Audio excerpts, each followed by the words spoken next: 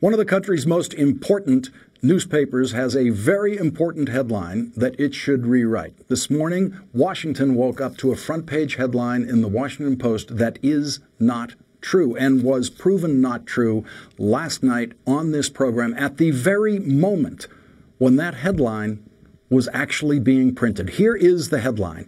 Evidence supports officer's account of Ferguson shooting. That's it. Case closed for the power crowd in D.C. Very few of them are going to read beyond a headline like that. That headline has everything they need to know. Officer Darren Wilson was justified in shooting and killing Michael Brown. But that headline was based almost entirely on the statement of a San Francisco pathologist, Dr. Judy Melanek, who the Washington Post never bothered to speak to. The Post just lifted Dr. Melanek's quote from the St. Louis Post-Dispatch, but it was exactly the kind of quote the Washington Post needed to support its false headline. So why bother calling the doctor for clarification if the quote is sitting right there for the taking in the St. Louis Post-Dispatch?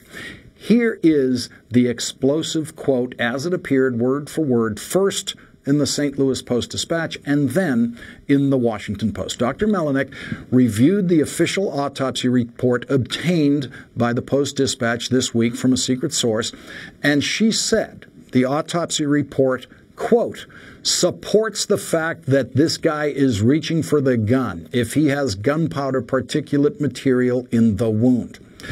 The Washington Post did not include an additional quote from the doctor that appeared in the Post-Dispatch.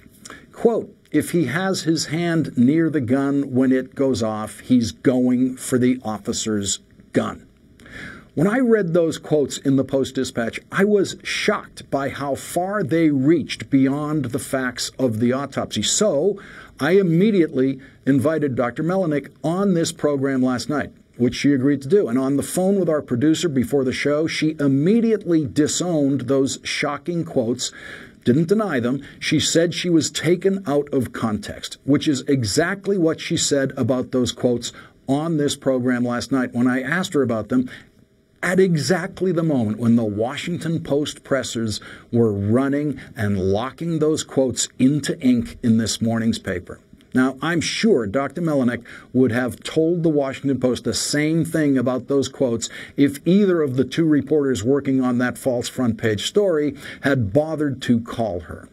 When she saw her quotes in print for the first time in the Post-Dispatch, Dr. Melanek obviously realized her words, out of context or not, went way too far, way beyond the science she is so well trained in. And much to her credit, she was eager to clarify her real position on the autopsy. She sent us an email chain that shows she sent a written statement about the autopsy to the Post-Dispatch immediately after her interview with that newspaper, but the Post-Dispatch did not use one word of her very careful written statement because it wasn't as dramatic as the quote they already had, and more importantly, it did not say the same thing. In her written statement, Dr. Melanek said, the hand wound has gunpowder particles on microscopic examination, which suggests that it is a close-range wound. That means Mr. Brown's hand would have been close to the barrel of the gun. That's all. Nothing about that wound meaning that Michael Brown was going for the officer's gun, just close to the gun. No professional, unbiased pathologist can say that Michael Brown was going for the gun based on that wound, and no other pathologist has said it. No other pathologist has dared to leap that far beyond the facts of the autopsy. Dr. Melanek welcomed the opportunity to clarify her comments here last night, and I know she would have instantly supplied her written analysis to the Washington Post if the Post had bothered to call her, and the St. Louis Post-Dispatch and the Washington Post both implied, without actually quoting her in their stories and other parts of her stories, that Dr. Melanek suggested that the autopsy proves that Michael Brown was not raising his hands in a sign of surrender during the confrontation. But in her written statement, she simply says, quote, you can't say within reasonable certainty that his hands were up based on the autopsy findings alone. That's right. You can't. not based on the autopsy alone. Dr. Melinek agreed with me last night that Michael Brown's hands could have been up when Officer Wilson fired several bullets that missed Michael Brown completely.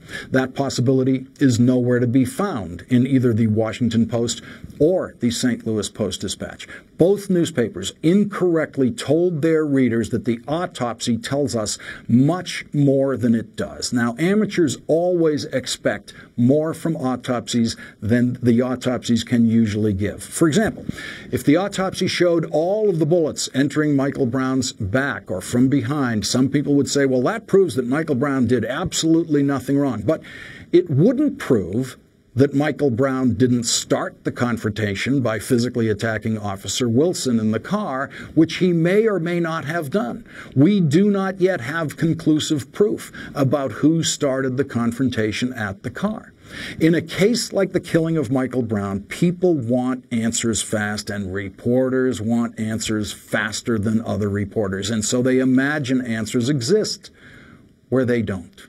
The reporters who wrote about this autopsy report do not have enough experience to evaluate autopsy reports or ask the right questions about them. They could be tricked into thinking there is much more in that autopsy report than there is. But the autopsy report is, as Dr. Melinek told us last night, just a snippet of what we need to know to reach conclusions about this case.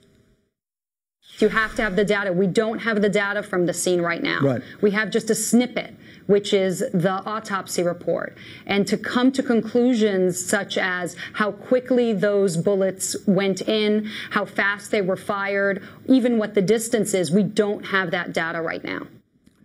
In her blog post this afternoon, we learned more about Dr. Melinek's interaction with the St. Louis Post-Dispatch. She said the newspaper sent her the autopsy report that they had secretly obtained, and she says in her blog, I read the report and spent half an hour on the phone with the reporter explaining Michael Brown's autopsy report line by line, and I told her not to quote me, but that I would send her quotes she could use in an email the next morning. The next morning, I found snippets of phrases from our conversation taken out of context in her article in the Post-Dispatch. These inaccurate and misleading quotes were picked up and disseminated by other journals, blogs, and websites. She then posted the written statement that she gave to the St. Louis Post-Dispatch, the same one that she gave to us yesterday, the same one she would have given to the Washington Post if the Washington Post had bothered to call her, just bothered to pick up the phone. Instead, as Dr. Melinek says, these inaccurate and misleading quotes were picked up and disseminated by other journals, by which, of course, she means the Washington Post. So, Washington Post reporters built a front-page headline on quotes that the person quoted now says are inaccurate and misleading.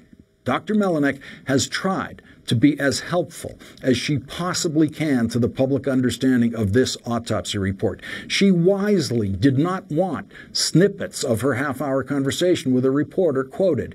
She is a medical scientist. She knows that each of her public words matter, and in this case would carry great weight. And so she asked only that her written statement be quoted, which was the most responsible possible approach she could have brought to public comment on this case. Her only mistake, it turns out, was trusting a reporter, something newspaper readers and news consumers about this case should not be too eager to do.